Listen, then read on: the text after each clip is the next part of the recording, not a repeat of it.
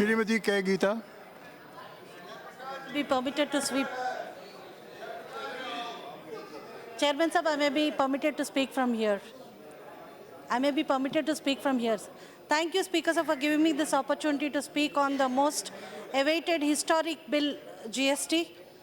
The proposed goods and services is supposed to replace all the indirect taxes levied on goods and services by the government.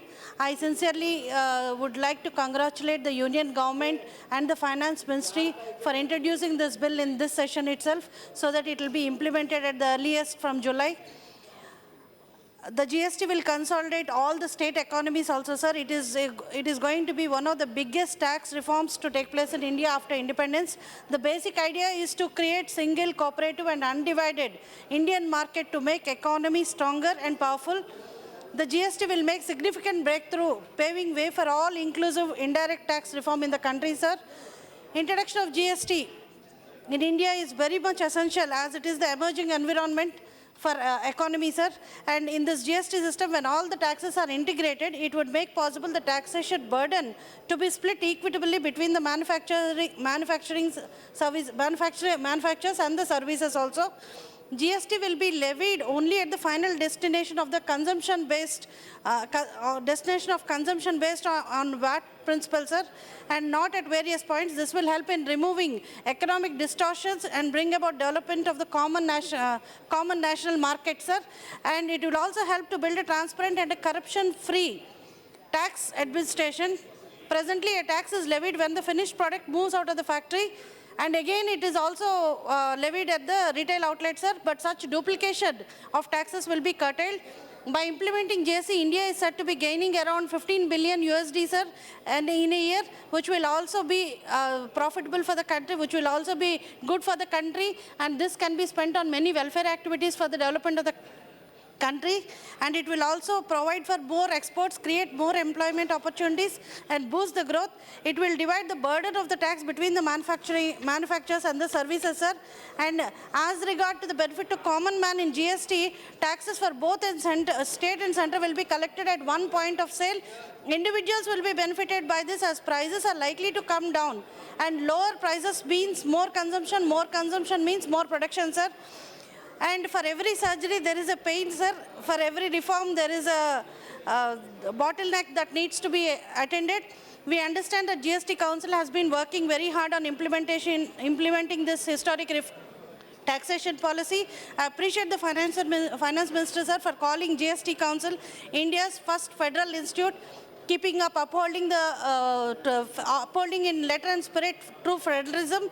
And as this tax is basically consumer-oriented tax, sir, and consumer states are benefited.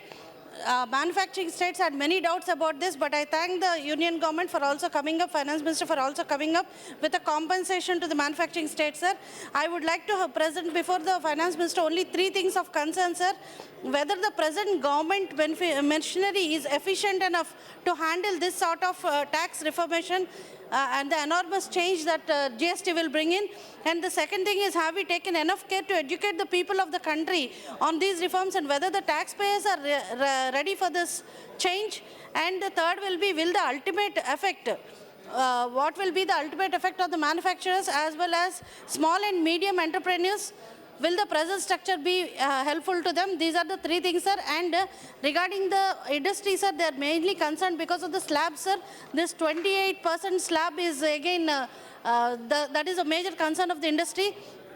So whatever may be the structure of tax, sir, they should be intimated well in advance. The industry must be intimated well in advance so that they will come up with their own GST impact analysis on their own business. So this time should be given for the industry to come up with their own schemes and programs, sir.